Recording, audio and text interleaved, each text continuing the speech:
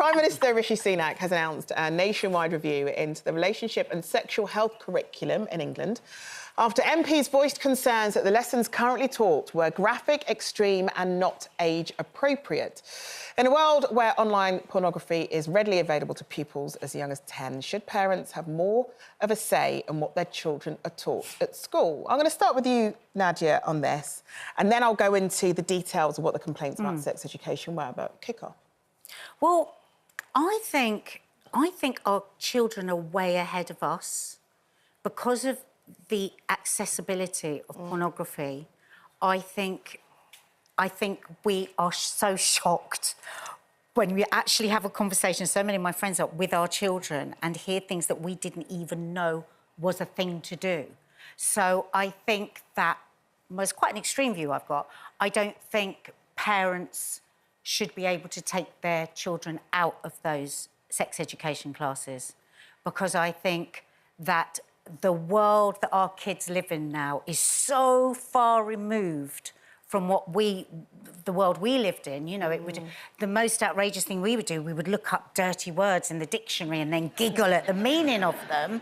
And now you put those same words we used to look in the dictionary, you put it into your phone, and kids have phones from whatever age, you know what's going to pop on what's going to... And I think not enough attention is paid to boys as well, because I think, yes, we do worry about girls and the impact that pornography has on them, but also boys, at an age where they're not ready for it, are seeing completely fantasised sex. This is not how the average person has sex. And that is... it makes me so sad for the boys and for the girls.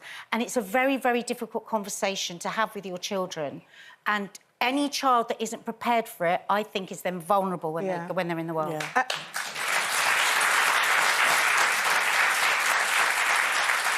And if we look at the claims that were made by the MP, which has caused this investigation into what's taught in schools, this MP spoke in this report about things like how to do things to your partner safely. I won't go into exact detail because we're on daytime TV, without actually referencing any proof or evidence that was actually being taught in schools.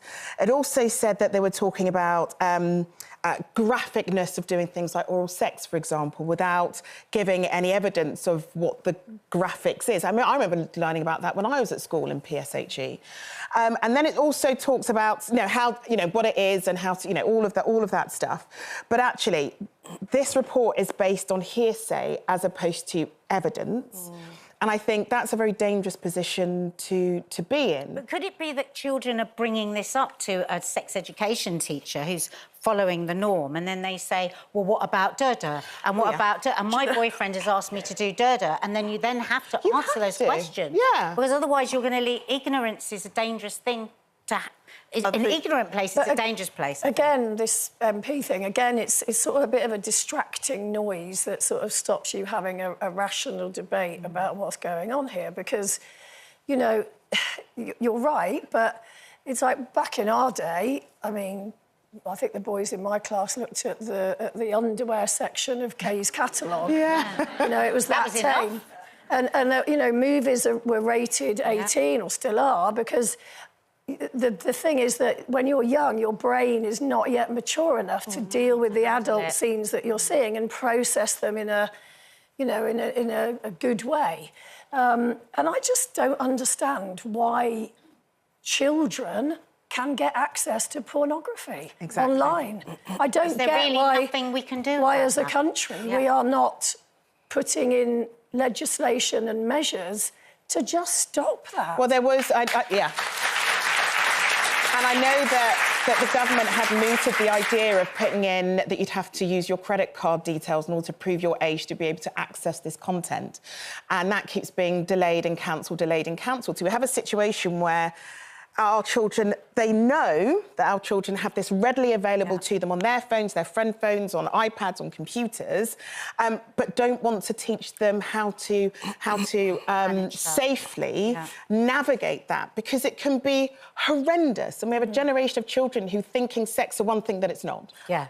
I think, look, you have to take it out of the government and the school's hand. Yes, I think they should have the sex education, but from a social worker's point, from when I worked in social services, is the kids are doing things, they're sexually active at such a younger age, within the household, outside the household, at the school, whatever place. And unfortunately, in some of those areas where there is, you know, child protection and safeguarding, people who are workers are aware of what's happening. They're trying to keep them safe as possible. But look, parents, you have to get to a stage where you have this uncomfortable conversation with your children. You watch their emotional development, but when they're like 10, 11, they know you had sex. That's how you made them. So talk to your children before they learn from somebody else. Right, exactly. Exactly.